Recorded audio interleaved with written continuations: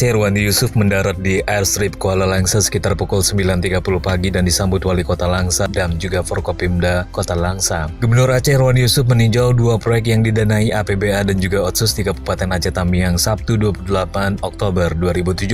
Kedua proyek tersebut Jembatan Suruwai dan pembangunan rehab instalasi radiologi, sistem pemadam kebakaran, pembuatan lift di RSUD Kabupaten Tamiang. Pembangunan abutmen dan pilar Jembatan Suruwai dengan nilai kontrak 18 miliar lebih saat ini sudah mencapai 87% dan diperkirakan akan selesai pada bulan Desember. Pembangunan tahap kedua jembatan tersebut akan dilanjutkan tahun 2018 dengan anggaran mencapai 45 miliar. Sedangkan di Rumah Sakit Umum Daerah Tamiang untuk pembangunan instalasi radiologi sudah 35%, sistem pemadam kebakaran 31%, dan pembuatan lift 30%.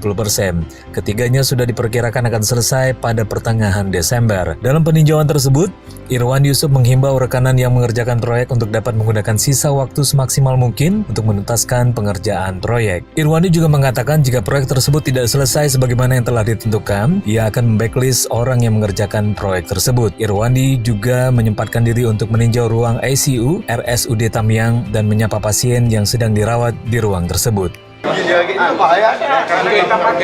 Saya ingatkan kepada semuanya. Masa kerja tinggal 45 hari lagi. Ya. Apakah bisa disiapkan? Mudah-mudahan siap. Kalau nggak siap, foto kontrak saya blacklist. Bukan perusahaannya saya blacklist, orangnya. Apapun nama perusahaan dibuat kemudian orangnya sama blacklist.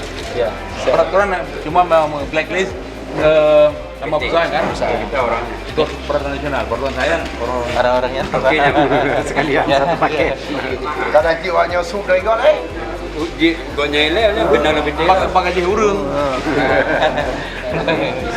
Kemudian yang deviasi 24% pemadam outdoor. Belakang. Yang pemadam outdoor apa masalahnya sehingga banyak Jadi pakai instalasi ada deviasi 20%. Orang Jawa nih Pak.